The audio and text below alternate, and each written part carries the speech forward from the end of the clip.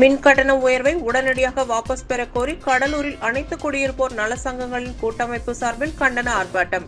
கடலூர் அனைத்து குடியிருப்போர் நல சங்கங்களின் கூட்டமைப்பு சார்பில் கடலூர் தலைமை தபால் நிலையம் அருகே கண்டன ஆர்ப்பாட்டம் நடைபெற்றது.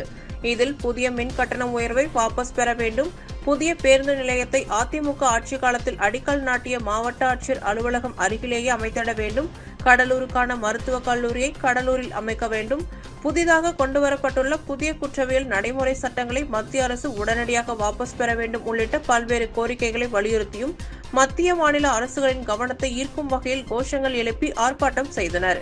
தமிழக அரசு மற்றும் மாவட்ட நிர்வாகத்தை கண்டித்து நடைபெற்ற இந்த ஆர்ப்பாட்டத்தில் திமுக கூட்டணியில் உள்ள காங்கிரஸ், கம்யூனிஸ்ட், விடுதலை சிறுத்தைகள் உள்ளிட்ட கட்சிகளை சார்ந்த பொறுப்பாளர்கள் கலந்து கொண்டு கோஷங்களை எழுப்பினர். பாதிப்பை ஏற்படுத்தும் பாதிப்பு நிலையத்தை எம்பூதூருக்கு கொண்டு செல்லாது. மாவட்ட ஆட்சியர் அலுவலகம் அருகில் புதிய பேருந்து நிலையத்தை பல்வகை பொருளின் விலையேற்றத்தால்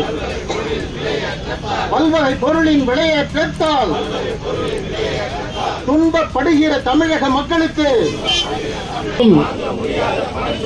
தமிழக அரசு